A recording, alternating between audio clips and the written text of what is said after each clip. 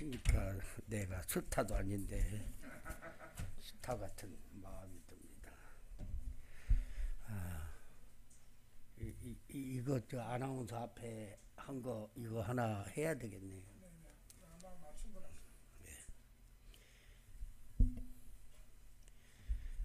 코로나는 사람 얼굴을 좋아해서 자꾸 만지는 모양입니다. 그래서 입도 막고 코도 막고 눈도 만지지 말라고 그럽니다.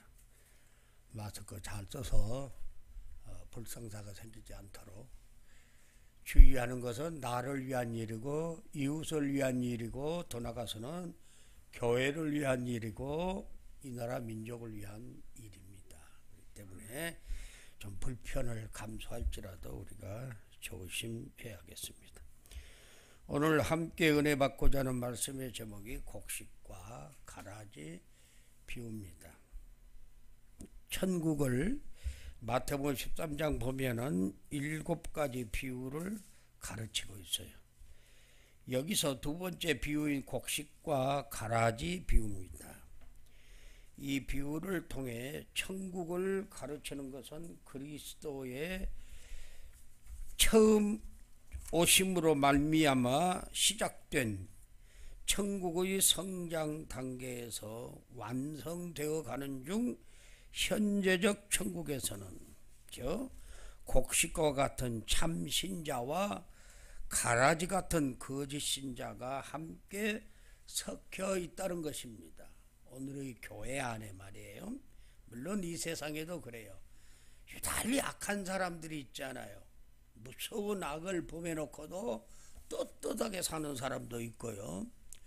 교회 안에도 그래요. 참 신자와 거짓 신자가 있다. 근데 그것을 사람이 분간을 잘 못해요. 하나님만 아시는 거죠. 그렇기 때문에 우리는 참 신자가 되기 위해서는 참 하나님의 말씀을 잘 배우고 듣고 그 말씀을 깨닫고 그 말씀을 받들어 살면 누구나 참 신자가 되는 줄로 믿습니다. 하나님 말씀을 듣지 않으려고 하고 배우려 하지 아니하고 불순종하고 거스리고 거역하면 분명 그 사람을 마음에는 가라지 씨앗이 뿌려져 있다고 하는 것입니다. 천국에서는 참신자와 거짓 신자가 영원히 분리된다는 것을 말씀하고 있습니다. 이 세상에서는 분별이 잘 안 돼요. 그렇지만 마지막 때에 하나님께서는 곡식과 가라지를 구별하듯이 그렇게 구별할 것이라고 말씀합니다. 세상에서 악의 존재와 다른 사람을 판단하는 것에 대하여 갖게 되는 인간의 기본적인 의문 몇 가지가 또한 이 비유에서 다뤄지고 있어요. 그렇죠? 이런 가라지와 같은 인간들이 있는데 왜 하나님께서는 그런 사람을 그대로 두냐? 없애버리면은 그냥 좋은 사람들만 사는 아름다운 천국이 계속될 텐데 이런 말도 하게 됩니다. 이 비유는 사람에게 매우 실제적인 답변과 교훈을 주고 있습니다. 이 세상과 천국에는 선한 자와 악한 자가 함께 있다는 것을 오늘 본문 24절에서 26절까지 말씀하고 있는데 그 가운데 24절로 25절에 보면 예수님은 좋은 씨를 뿌리는 분으로 그런데 마귀는 가라지를 덧뿌린단 말이에요. 이 덧뿌린다는 말은 이미 곡식밭에 곡식을 쫙 뿌려놨어요. 그런데 밤에 마귀가 와서 가라지를 구에다가 덧뿌려 버린다 그 말이에요. 그래서 인간은 세상과 교회에 악이 왜 존재하는지 의문을 갖게 되는 거예요. 아니 좋은 곡식을 심었는데 어떻게 해서 이 가라지 못된 가라지가 이렇게 많이 나 있습니까? 이렇게 반문을 하게 되죠.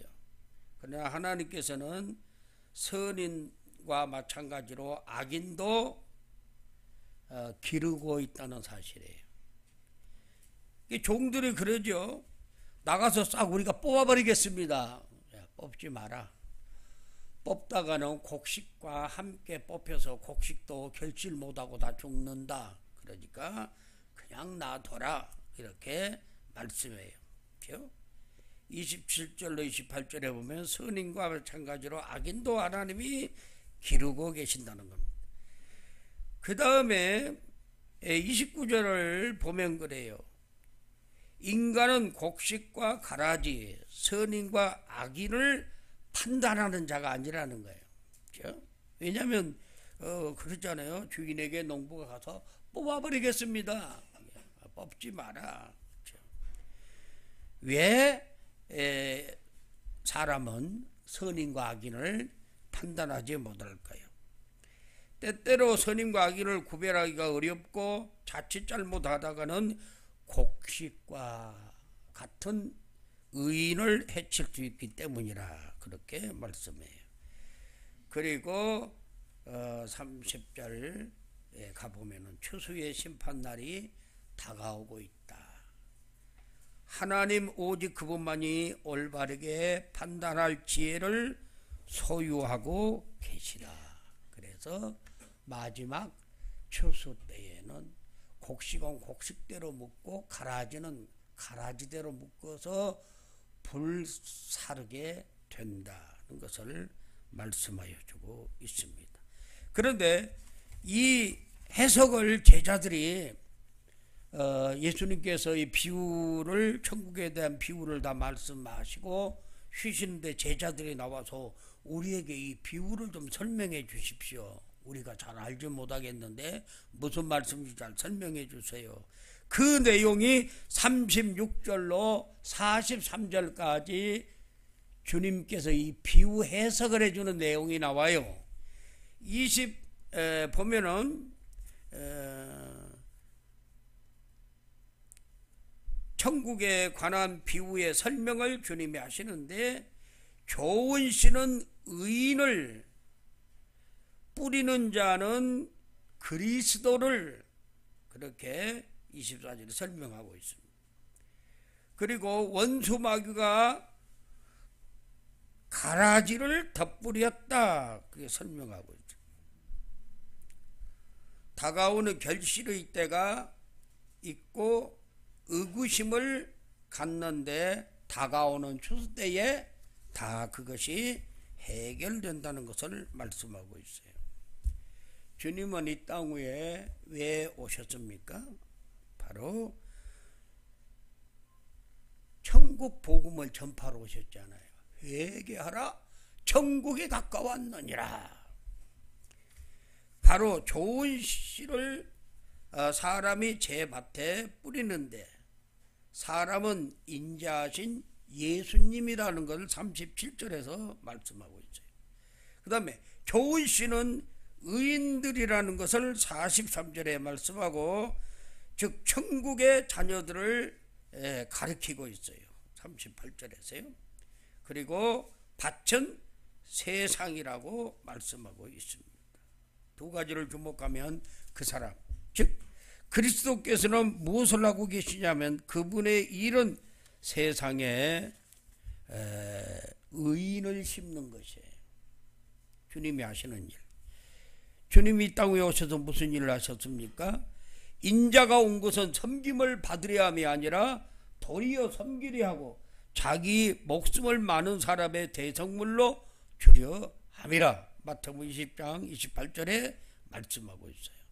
인자에 온 것은 잃어버린 자를 찾아 구원하러 오셨다. 누가복음 19장 10절에 말씀해요. 시편 126편 5절에는 눈물을 흘리며 씨를 뿌리는 자는 기쁨으로 거두리로다. 주님은 이 땅 위에 의인을 심으러 오셨단 말이에요. 좋은 씨, 의인을 심으러 오셨어요. 그리스도는 이 세상의 주인이고 세상은 그분의 밭이라는 것을 말씀하고 있어요.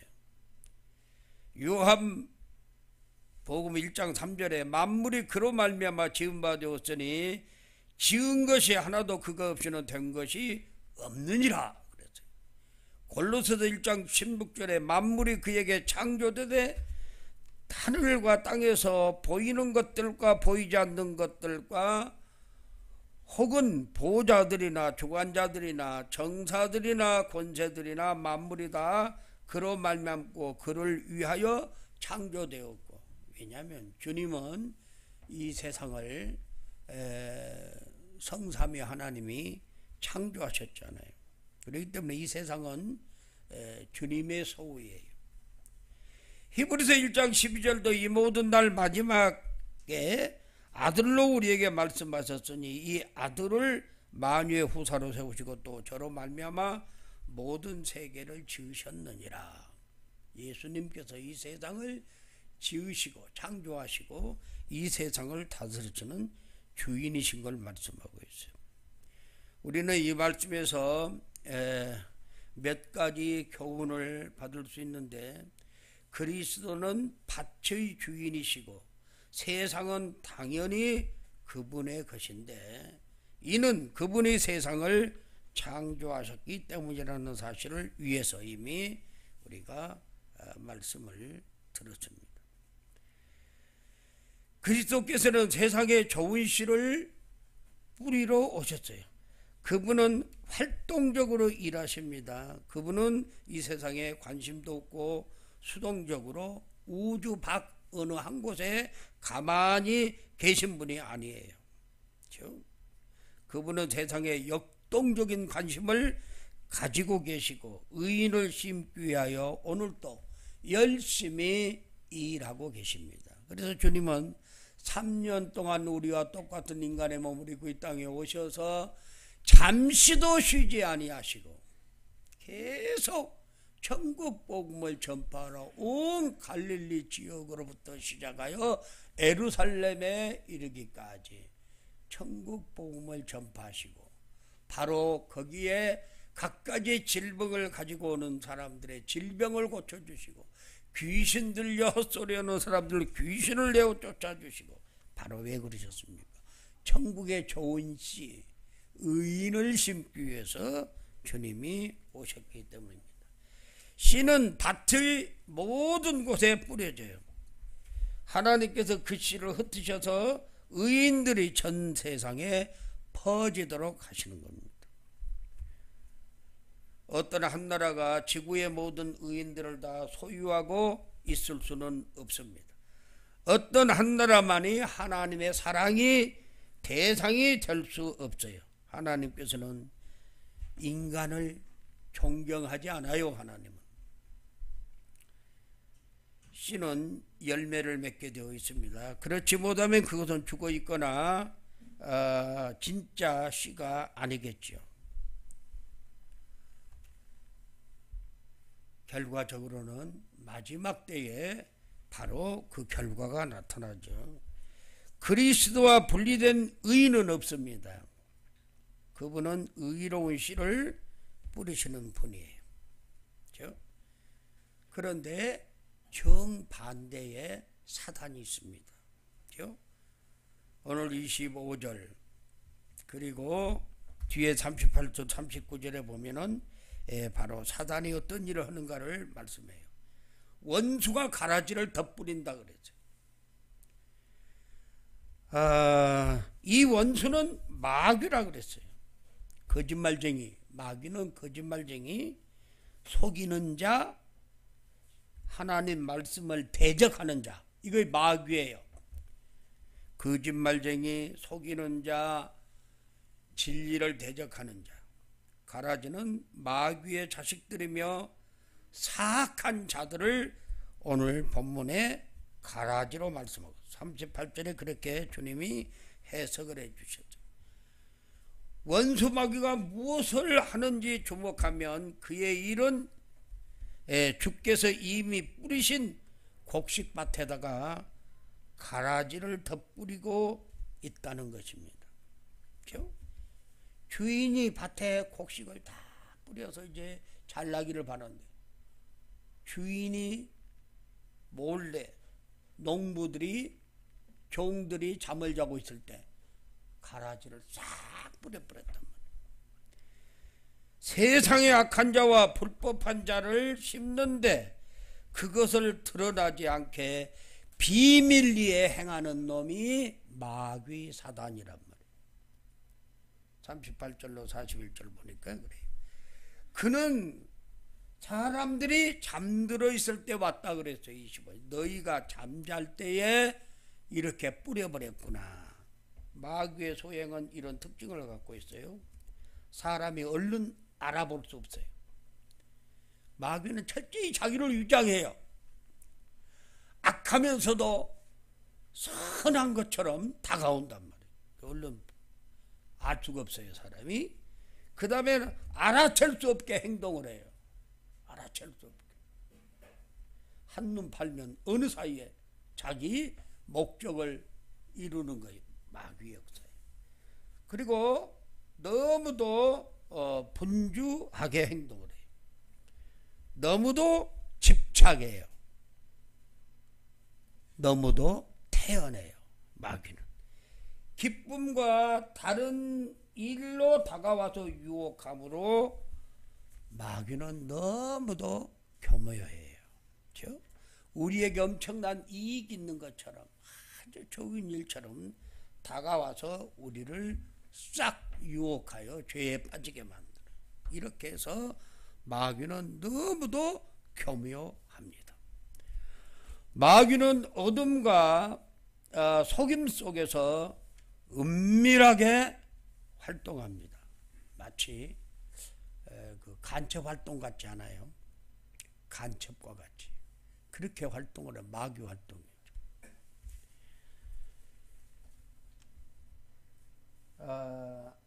로마서 8장 43절로 45절 읽습니다. 시작. 뭐요? 안 나왔어요? 요한복음 8장 43절로 45절 시작. 어찌하여 내 말을 깨닫지 못하느냐? 이는 내 말을 들을 줄 알지 못함이로다. 너희는 너희 아비 마귀에게서 났으니 너희 아비의 욕심대로 너희도 행하고자 하느니라. 그는 처음부터 살인한 자요 진리가 그 속에 없으므로 진리에 서지 못하고 거짓말을 할 때마다 제 것으로 말하나니 이는 그가 거짓말쟁이요 거짓의 아비가 되었음이라. 내가 진리를 말함으로 너희가 나를 믿지 아니하는도다. 진리를 주님께서 말씀하신 진리를 의의 신데 이것을 믿지 아니하면 마귀의 말을 듣도록 되어 있다고 말해요. 마귀는 뭐예요? 거짓말쟁이, 거짓말의 아비. 이렇게 역사를 합니다. 요한복음 13장 2절 시작. 마귀가 벌써 시몬의 아들 가룟 유다의 마음에 예수를 팔려는 생각을 넣었더라. 야, 주님의 3년 동안 교육을 받은 제자들인데 가룟 유다가 얼마나 똑똑하면 회개를 시켰어요. 회개를. 대부분 예수님의 제자들은 갈릴리 북쪽 갈릴리 출신들이라 어부 출신들, 배우지 못하고 불황무식한 사람들. 그런데 가룟 유다는 홀로 남쪽 유다 출신이에요. 예루살렘. 그래서 똑똑했던 모양. 회개를 시켰는데 누구에게 들어갔어요? 마귀가 멍청한 사람 속에 안 들어갔는 똑똑한 사람들 속에. 어떻게 하면 저 사람 속에 들어가서 많은 사람에게 나쁜 영향력을 미칠 수 있는 사람이 누구냐? 이런 사람에게 들어가는 거예요. 그래서 예수님의 제자 시몬 유다의 마음속에 다 예수님을 팔려는 생각을 넣었어요. 그렇습니다. 사단은 교회 안에서 그래요. 중직자들 속에 들어가요. 마귀는 그 교회에서 가장 영향력 있는 사람에게, 말빨 좋은 사람에게, 인기 있는 사람에게, 돈 있는 사람에게 들어가서 그 교회에서 교회를 분열시키고 혼란시키는 데에 역사를 하는 겁니다. 마귀가. 그 다음에 사도행전 5장 3절 시작. 베드로가 이르되 아나니아야 어찌하여 사단이 내 마음에 가득하여 내가 성령을 속이고 땅값을 말을 감췄느냐. 예루살렘 교회가 얼마나 부흥하고 얼마나 서로 물건을 통용하고 자기 것을 자기 것이라 하지 아니하고 어려운 사람을 위해서 부동산을 팔아 내놓고 헌금을 많이 하고 그러는데 아나니아와 삽비라 부부가 있잖아요. 맨날 얻어먹는 것이 미안했던 모양이에요. 우리도 다 땅 있는 걸 알고 그러는데 이것을 팔아서 교회에다 헌금합시다. 거기까지는 좋았어요. 거기까지. 그래서 팔아서 딱 현금을 쥐고 보니까 아니 이거 다 하나님 앞에 헌금을 교회에 내놔버리면 우리는 어떻게 되지? 이런 생각을 사단이가 들어가서 집어넣은 거예요. 그러니까 여보, 남편이 그랬는지 아내가 그랬는지 모르지만 우리 얼마를 띄워놓고 다 판 것으로 팔았다 그러고 하나님 앞에 교회에다 갖다 내놓읍시다. 그러면 어떻게 해야 되겠어요? 남편이 그랬다 하는데 여보! 지금 하나님을 속이자는 것입니까? 누군가가 이랬으면은 그런 일이 없었을 텐데 아이고 그럽시다. 그래서 부부인지 모르죠. 결과적으로는 그렇게 했다가 베드로에게 지금 들켰어요. 왜? 베드로는 성령 충만해서 사람의 심령을 환히 보고 있어요. 그렇기 때문에 사단이 내 마음에 가득하여 성령을 속이고 땅값 얼마를 감췄느냐 이랬을 때 어떻게 해야 되겠어요? 아이고 잘못했습니다. 제가 그랬습니다. 제가 하나님을 성령을 속이는 못된 죄를 저질렀습니다. 용서해 주세요. 이랬으면은 어떻게 했을까요? 하나님께서 긍휼과 자비가 많으신 하나님이 용서해 줬겠지요. 그의 회개를 받으셨겠지요. 아무 말이 없대요. 한 3번가를 이렇게 질문을 해요. 땅이 있을 때는 내 마음대로 땅을 파는 다음에도 내 마음대로 할 수 없더냐? 계속 질문해요. 그래도 둘이 약속을 했기 때문에 입을 딱 다물어요. 그대로 혼이 떠나서 죽지요. 가서 갔다가 장례 치르고 돌아오는데 한 몇 시간 후에 그것도 모르고 아내 삽비라고 와요. 너 땅 판값이 이것이냐? 아무 말이 없어요. 계속 질문해도 회개를 안 해요. 결과적으로는 그도 죽지요. 그래서 두 사람이 한날에 장례를 치러버려요. 이게 사단의 역사입니다. 실제요. 하나님 앞에 헌금하기로 마음의 약속을 했으면 그대로 해야지. 가만히 생각해보니까 이거 다 해버리면 어떡해. 나보다 잘 사는 사람들이 하겠지만 뭐 이거 다 하면 어떡해. 잘라먹고 띄어먹고 아나니아 삽비라 됩니다. 조심해요. 이것이 바로 사단이 우리 마음을 점령을 하는 거예요. 원수 마귀가 하나님과 동일한 밭에 씨를 뿌리는 것을 주목하세요. 악한 자가 선한 자 중에 뿌려져요. 마귀의 방법은 모조와 흉내내는 거예요. 뒤에 말씀이 많이 많지만 고린도후서 11장 13절로 15절 한번 읽어. 고린도후서 11장 13절로 15절 시작. 그런 사람들은 거짓 사도여 속이는 일꾼이니 자기를 그리스도의 사도로 가장하는 자들이니라. 이것은 이상한 일이 아니니라. 한도 자기를 광명의 천사로 가장하나니 그러므로 사탄의 일꾼들도 자기를 의의 일꾼으로 가장하는 것이 또한 대단한 일이 아니니라. 그들의 마지막은 그 행위대로 되리라. 거짓 사도, 속이는 자, 그리스도의 사도로 가장하는 자들이 초대교회만이 나타났다. 고린도교회 특별히 나타났죠. 그런데 이상한 일이 아니라 14절. 사단도 자기를 광명의 천사로 가장한다. 그러기 때문에 그 사단의 조종을 받은 사람들이 거짓 선지자, 그리고 거짓 주의 종들로 나타나서 막 돈을 챙기고 막 그런 일들이 많이 있었어요. 그게 어떻게 되겠는가? 사단의 조종을 받은 사람들은 그 결과가 뻔하지 않아요. 하나님의 심판대에 설 수밖에 없지요. 이런 것들을 우리 마음속에 들어오지 않도록 깨어 있어야 합니다. 기도해야 돼요. 하나님 말씀 잘 듣고 예배 잘 드리고, 윤민호 성도님 정신 차리고 예배 잘 드려야 돼요. 좋을 때에 마귀가 들어가 저게요. 이렇게 우리 똑같이 뚱뚱해지는 사람들로서 너무 좋아. 정신 바짝 차리세요.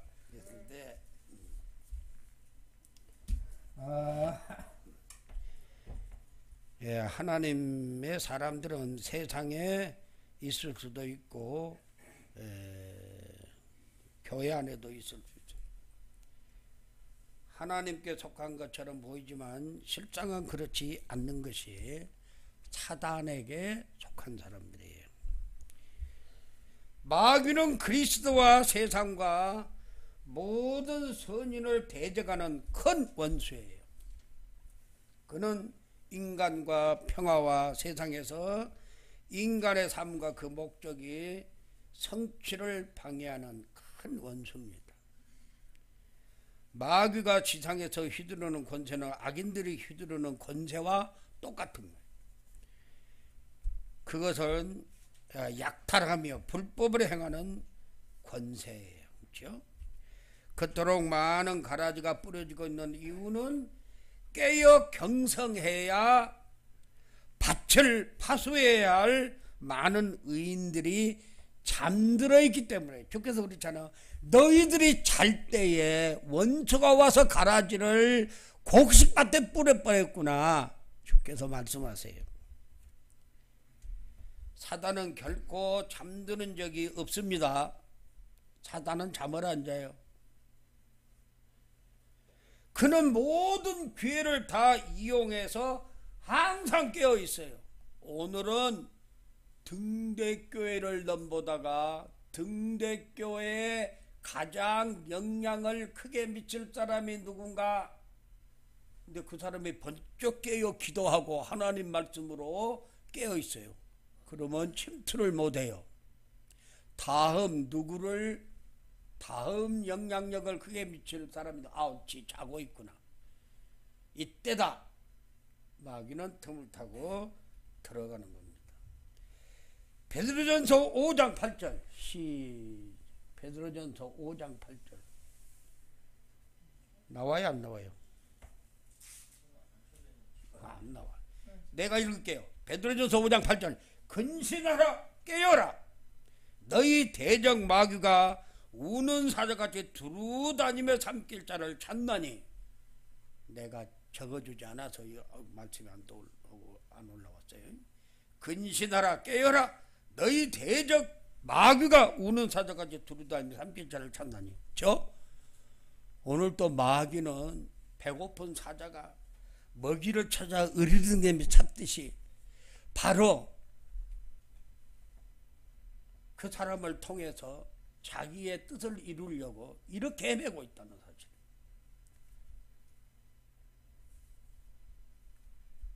참 신앙과 거짓 신앙을 우리는 볼 수 있어요. 26절에 보면, 오늘 본문 26절에 보면 씨앗을 심어 싹이 나고 자라면 열매 맺는 날은 반드시 오지요. 그날은 신앙을 고백하는 모든 그리스도인들에게 임합니다. 가라지는 독불이라고 불려집니다. 가라지가. 그래서 식물이나 야생 옥수수의 일종으로 약간의 독성과 마취성이 있어요. 그래서 사람이 먹게 되면 현기증이나 구토가 나온다고 합니다. 그것이 가라지, 독불이에요. 가라지는 자라는 과정에서 곡식의 뿌리와 엉키면서 뿌리를 내린다고 하는 겁니다. 곡식의 뿌리 속에 가라지가 뿌리를 엉켜요. 뿌리에서부터. 그래서 그것을 뽑으면 어떻게 돼요? 곡식마저 뽑혀져 버리잖아요. 곡식이 결실도 하기 전에 가라지 뽑는다고 뽑으면 곡식이 함께 뽑혀버린단 말이에요. 이것을 막는 방법은 가라지가 자라도록 내버려 두는 거예요. 그냥 곡식하고 어쩔 수 없어요. 왜? 뿌리 속에도 엉켜 있기 때문에 곡식과 함께 추수하는 겁니다. 그렇죠? 아예 그냥 가라지와 곡식을 함께 뽑아내 팽개치려면 모르지만 그때 가라지는 곡식과 분리가 되고 마지막 때 가라지는 묶여서 불에 던져지는 하나님의 심판에 이를 걸 말씀하고 있습니다. 가라지는 곡식과 함께 자라는 과정에서 똑같아 보여요. 그 논에 피가 있잖아요. 농사를 전문으로 짓는 사람은 피와 벼를 구분을 해요. 나도 구분을 해요. 농사를 지어봐서. 피는 반질반질해요. 벼는 꺼끌꺼끌해요. 그래서 구분이 되는데 처음 본 사람은 똑같아요. 그와 같이 교회 생활에서는 모든 사람이 똑같이 보여요. 다. 핀지 편지 곡식인지 가라지인지 사람이 구분을 못한단 말이에요. 여기에. 차이가 나는 것은 언제요? 열매를 맺을 때 차이가 나는 거예요. 이 가라지는 거무스르하면서 그렇게 구분이 된대요. 피도 그러죠. 벼는 이렇게 안 나르지 피는 그냥 자잘한 이 열매가 맺히잖아요. 열매 맺지 못하는 사람도 잠시 동안 진실로 믿는 자들을 모방할 수 있어요. 똑같이 예배드리고 똑같이 헌금하고 똑같이 봉사한다 그러고 그러나 결국 그들의 진정한 본성을 드러내고 만다는 것입니다. 그렇죠? 가라지의 본성. 마태복음 7장 17절 시작. 이와 같이 좋은 나무마다 아름다운 열매를 맺고 못된 나무가 나쁜 열매를 맺나니 열매를 모아서 한다 그 말이에요. 그렇죠? 감나무도 그래요. 감나무도 젖 붙이면 큰 감이 지금 감이 막 벌겋게 익어서 다 따서 담아놨습니다. 서산 오면 하나씩 드릴게요. 감 하나가 이만합니다. 이만해. 한 개만 먹으면 배가 부를 겁니다. 어젠가 토요일날 따서 담아놨습니다. 김장하러 온 사람을 위해서 높은 가지에 안 딴 것도 있습니다. 와 따먹으라. 갈라디아서 5장 19절로 21절 시작. 육체의 일은 분명하니 곧 의맹과 더러운 것과 호색과 우상 숭배와 주술과 원수 맺는 것과 분쟁과 시기와 분냄과 당짓는 것과 분열함과 이단과 투기와 술취함과 방탕함과 또 그와 같은 것들이라. 저의 너희에게 경계한 것 같이 경계하노니 이런 일을 하는 자들은 하나님의 나라를 유업으로 받지 못할 것이요. 저 예수를 믿는다고 하면서 이런 짓을 하는 사람들이 있다 이 말이에요. 이런 사람들은 결과적으로 뭐요? 하나님 나라를 천국에 들어갈 수 없다 그 말이에요. 아직도 여기에 한두 개 해당되는 사람 있으면 빨리 없애세요.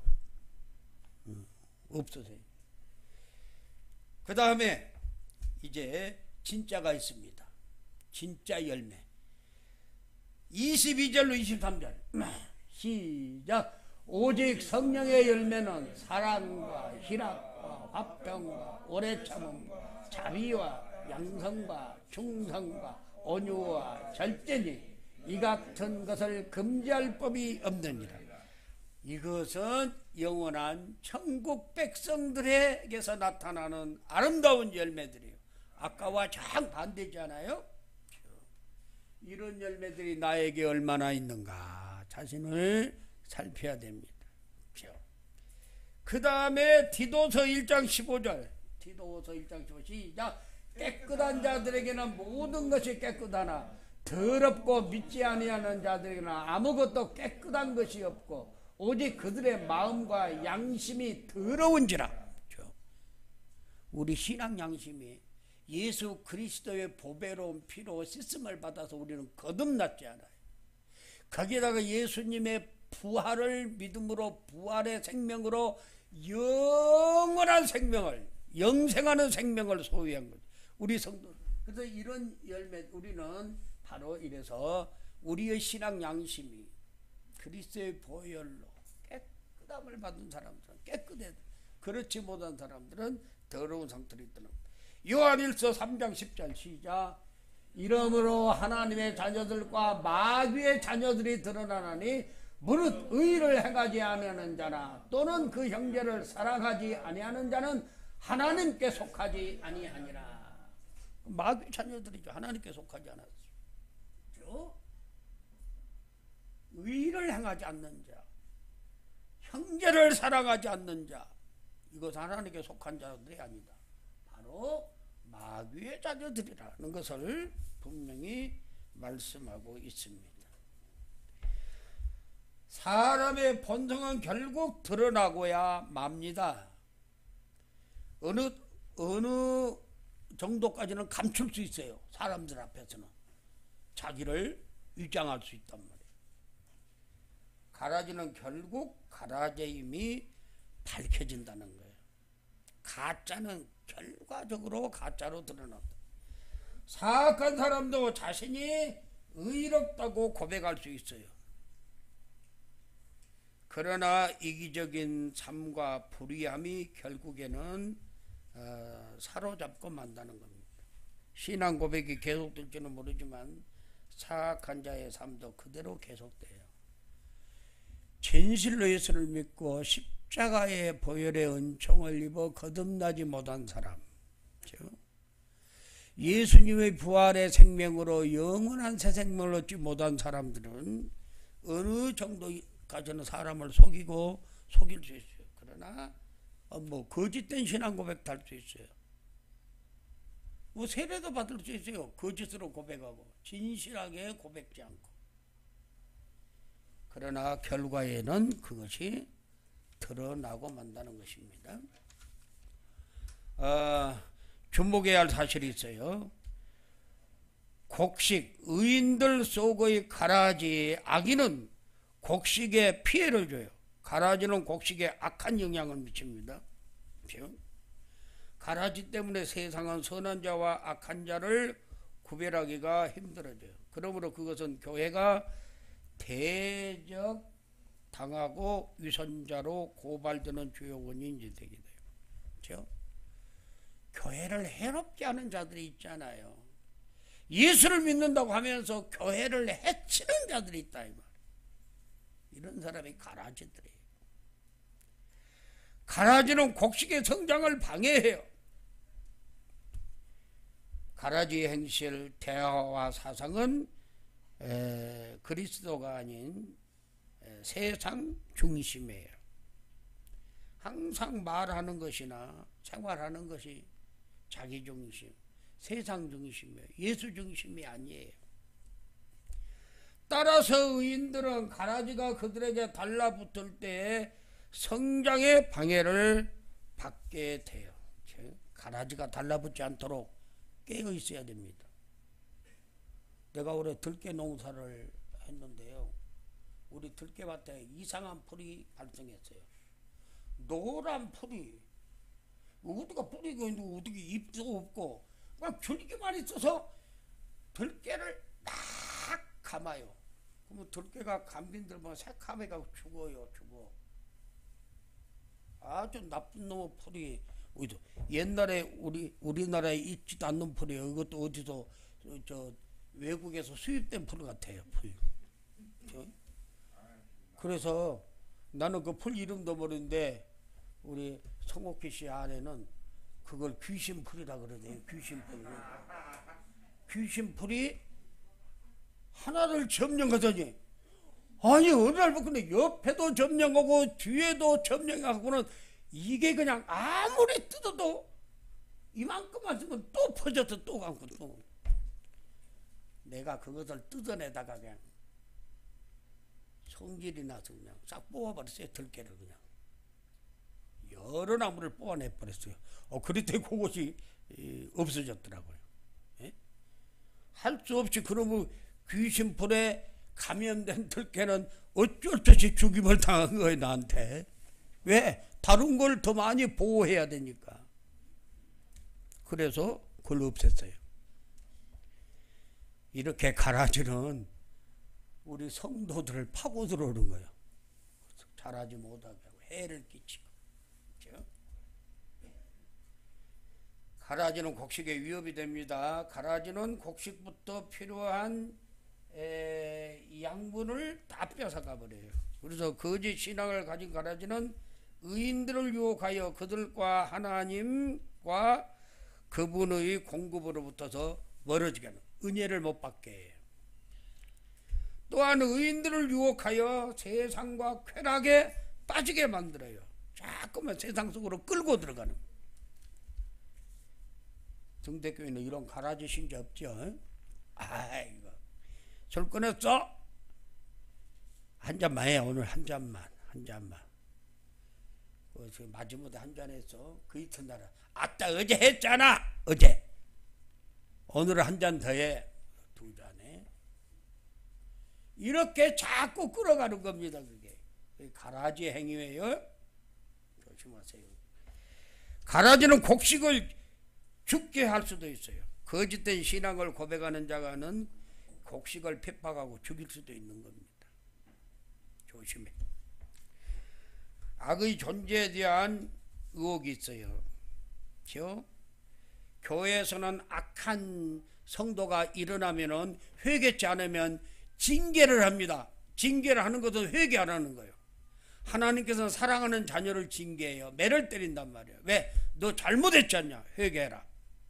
그래서 그것을 회개하면 또 용서해줘. 해버리라는 것이 있어요. 근데 이런 것을 고질적으로 행동하는 사람들도 있어요. 이런 것을 벌을 내리는 것이죠. 근데 왜 하나님께서는 악한 자를 그냥 두는가? 그건 아담과 하와로 올라가야 되지 않겠어요? 아담 하와를 얼마나 하나님 보시기에 자기 형상대로 보시기에 심히 좋았더라. 이렇게 예쁘게 아름답게 창조했는데 왜 사탄이 그에게 들어갔냔 말이에요. 왜 하나님이 그를 안 맞고 놔둬버렸는가? 하나님께서는 사람을 로봇으로 만들지 않았다 그랬죠. 조정은 대로 가는 게 자유의지를 주셨어요. 하나님 말씀을 선택하여 섬길 때에 하나님의 복된 자녀가 되는 것이죠. 결과적으로는 아담의 바로 이러한 죄가 우리들에게도 그대로 전가되고 있다고 하는 것입니다.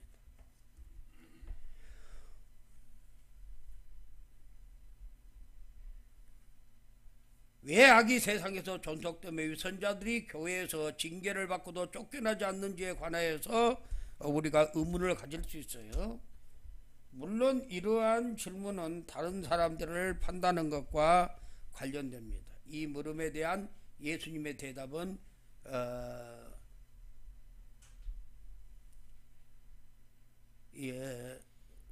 면밀한 주의를 필요로 하는데 이 세상에서 인간은 다른 사람들을 판단하게만 해서는 안 됩니다. 판단만 해서는. 때때로 곡식과 가라지, 의인인 채 하지만 그렇지 않는 자를 구별하는데 매우 어려워요. 왜냐하면 사람은 하나님처럼 완전한 지혜를 갖지 않았잖아요. 그래서 불완전한 인간이 사람을 판단하기에는 잘못 판단할 수 있어요. 사람들은 오늘은 엄청나게 악한 자랄지라도 하나님의 긍휼이 임하고 은혜가 임한 그가 변하여 새 삶을 살 수도 있어요. 그렇죠? 우리가 그런 사람 보지 않아요? 성경에서도 사도 바울 막 사람을 죽이고 스데반을 죽이는 데 앞장서고 그랬지만 하나님을 만나서가 변화의 서 사람 돼서 사람을 살리는 사람, 온 세계 만방에 천국 복음을 전하는 그런 사람이 됐다는 걸 우리가 알 수 있어요. 뿐만 아니죠. 우리가 잘 알아도 한국교회도 그런 사람들이 있잖아요.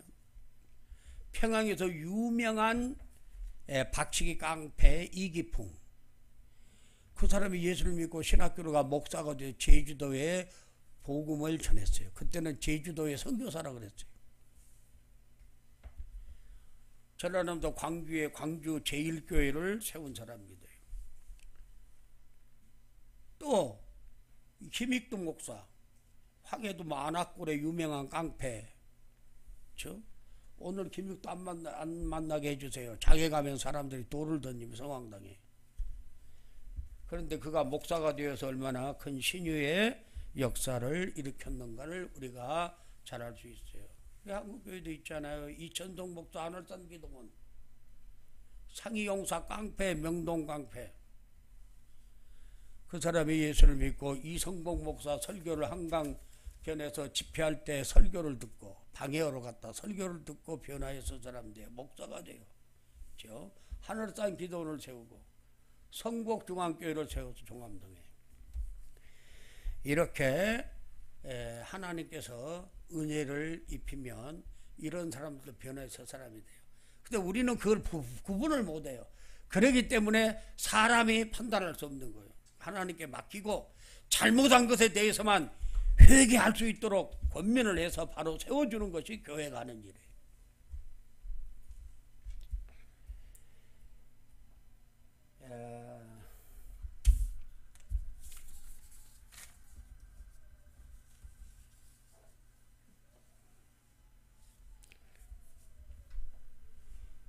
인간의 죄를 다룬 데는 항상 면밀한 주의와 인내가 요구됩니다. 그렇기 때문에 조심해야 돼요. 성경 구절 한 구절을 읽어봅시다.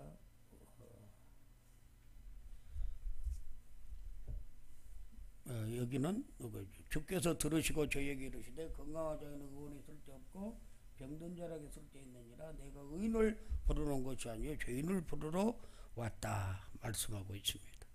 하나님께서는 극악무도한 죄인도 선한 사람으로 바꿀 수 있어요. 그러나 끝내 마귀에게 붙들려 있는 사람은 하나님께로부터 버림을 받을 수 있습니다.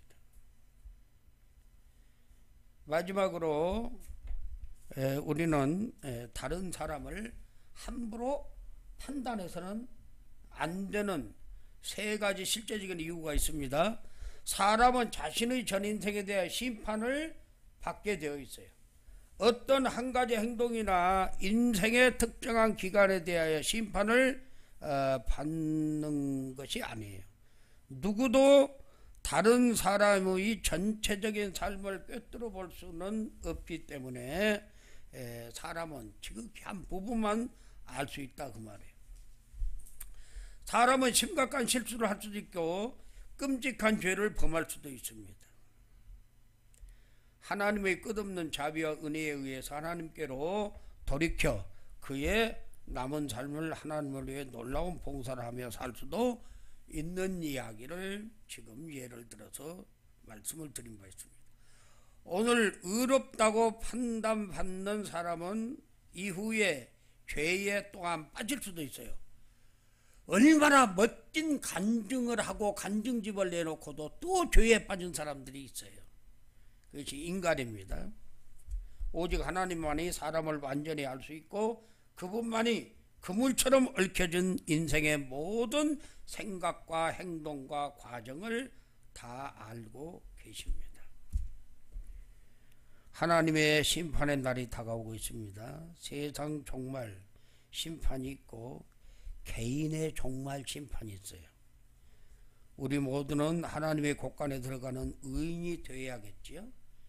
심판의 불에 들어갈 가라지가 되어서는 안 되겠어요. 가라지 연습하지 마시기 바랍니다. 시다면은 흉보고 삐죽거리고 이런 일들 괜히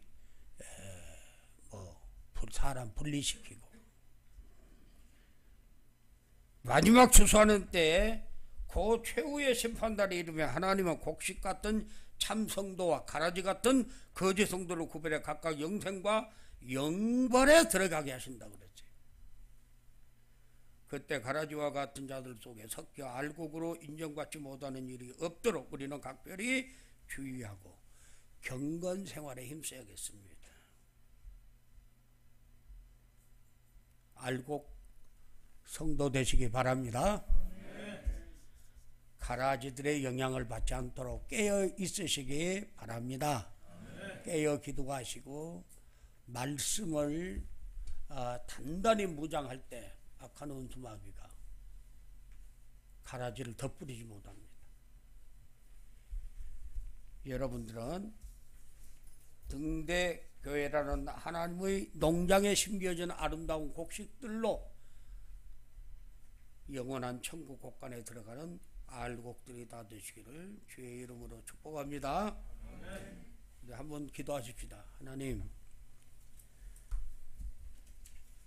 가라지 되지 않기 원하고 가라지 영향을 받지 않고 하나님이 기대하시는 의인으로서 아름다운 알곡되어 영원한 천국 곳간에 들어가기를 원합니다. 다 같이 동동히 기도하십시다.